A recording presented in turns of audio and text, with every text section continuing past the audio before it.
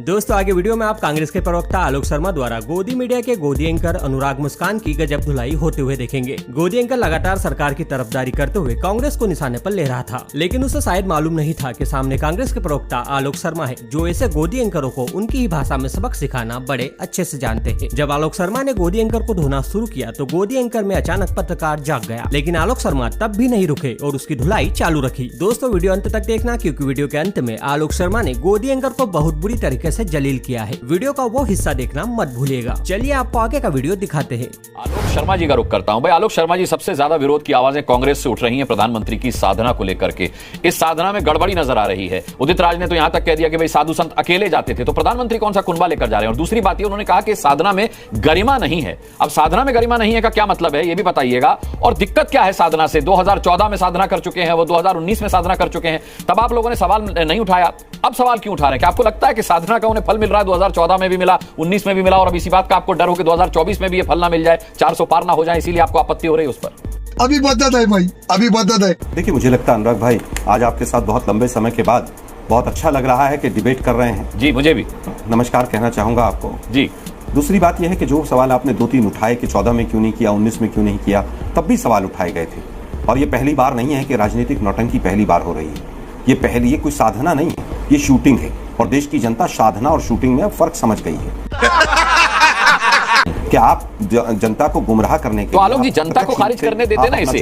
आप साधना को नौटंकी बताकर, आपको नहीं लग रहा फिर सनातन पर हमले के दोषी बनने की कोशिश कर रहे हैं? मतलब फिर बीजेपी को लगेगा कि आप साधना को नौटंकी बता रहे हैं तो आप सनातन पर हमला कर रहे हैं, हिंदू धर्म पर हमला कर रहे हैं। पूरी तरह से राजनीतिक नौटंकी है, उसके अलावा कुछ नहीं। जो व्यक्ति ध्यान और साधना करता हो वो 24 घंटे झूठ नहीं बोलता है। जो व्यक्ति ध्यान और साधना करता हो वो देश के अंदर नफरत और द्वेष नहीं फैलाता है। जो व्यक्ति साधना करता हो वो झूठ बोलकर दूसरे के मैनिफेस्टो पर प्रचार नहीं करता है। तो मुझे लगता है कि देश की जनता अब समझ गई है। केदारनाथ गए हो, चाहे वो पशुपतिनाथ गए हो, महाराष्ट्र गए हो, कहीं भी गए हो, तब भी सवाल उठे थे कि आप प्रत्यक्ष रूप से अब अगर प्रचार नहीं कर सकते हो तो आपने एक दूसरा रास्ता ढूंढ लिया है। दूसरी चीज आपने कहा वो अकेले थोड़ी जा रहे हैं, कुनबे के साथ नहीं जा रहे हैं। देखिए, कुनबा तो शब्द मीडिया के साथियों को यूज ही नहीं करना चाहिए मोदी जी के लिए, क्योंकि फिर हम कुछ कहेंगे। लेकिन मुझे लगता है कि आप कह रहे हैं कि मीडिया कवरेज से है आलोक जी, दिक्कत साधना से है कांग्रेस में, ये तो बताइए। सुनिए तो सही। सबसे ज्यादा दिक्कत हमें गोदी मीडिया से। जो गोदी मीडिया उनका परिवार बन के कैमरे लेके वहां जाएगा और जो लाइव प्रसारण करेगा, उससे सबसे ज्यादा दिक्कत है। क्योंकि गोदी मीडिया ने पिछले 10 वर्षों से मोदी जी का मदद करने में प्रत्यक्ष और परोक्ष रूप से कोई कसर नहीं छोड़ी है। इससे सबसे ज्यादा दिक्कत हमें यह है मॉडल कोड ऑफ कंडक्ट का वायलेशन है। एक बात है आलोक शर्मा साहब ने भी आपके इस गोदी मीडिया वाले पर कोई टिप्पणी नहीं करूंगा। आलोक जी, मैं सिर्फ आपको ये याद दिलाऊंगा कि जिस मीडिया को भी आप जिस नाम से भी बुलाएं और उसमें जिस चैनल को भी आप शामिल करें, जिस अखबार को भी शामिल करें, उन सभी चैनल्स ने, मैं किसी को गोदी मीडिया या नॉन गोदी मीडिया नहीं कह रहा, मैं सभी मीडिया की बात कर रहा हूं, उस मीडिया ने जब राहुल गांधी को मंदिर में प्रवेश नहीं मिला था वो खबर भी पूरे दिन दिखाई थी।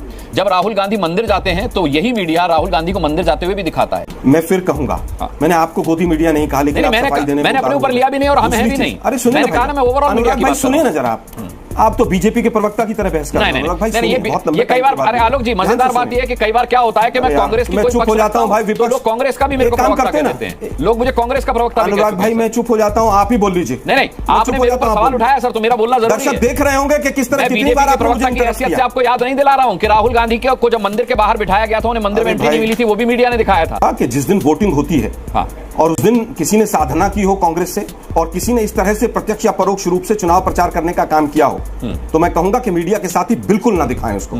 और आज तक हमने ऐसा नहीं किया। दोनों चीजों में फर्क समझना होगा। नॉर्मल डे में गंगा का आचमन लेना और मंदिर जाना, और जिस दिन वोटिंग हो रही है उस दिन राजनीतिक नौटंकी करना साधना के नाम पर, इन दोनों चीजों में फर्क है। और वो शायद मीडिया के साथ ही नहीं समझ पाएंगे, और गोदी मीडिया तो बिल्कुल नहीं समझ पाएगा, क्योंकि उनके तो कैमरे पहुंच चुके हैं वहां। अरे भाई, साधना को आप दिखा रहे हैं देश के प्रधानमंत्री के, और पूरा हिंदुस्तान का मीडिया वहां पहुंचेगा, मतलब किसी की साधना को दिखाने के लिए, और फिर आप कहें कि हमें गोदी मीडिया मत कहिए।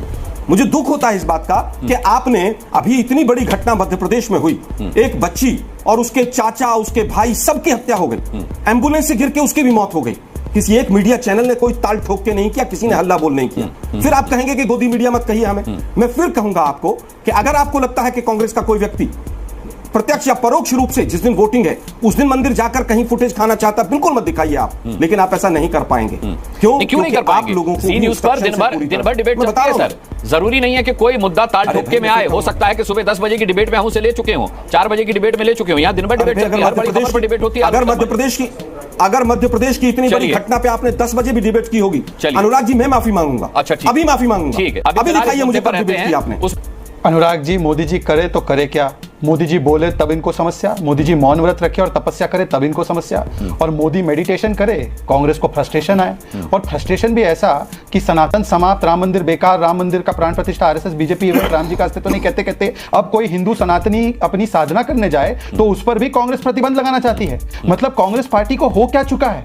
क्या विवेकानंद जी की रॉक मेमोरियल पर जाना क्या ये राजनीतिक इवेंट है? क्या प्रचार प्रसार हो रहा है? क्या वोट मांगने जा रहे हैं? या वहां पर अनुराग जी के मुंह में दही जम जाए। एक सेकंड में बीच में हर 2 सेंटेंस के बाद अनुराग जी टोक रहे हैं। नहीं बोला, नहीं, दुर्भाग्यपूर्ण है अनुराग जी, इसीलिए हम आप लोगों को गोदी मीडिया कहते हैं। आप इतनी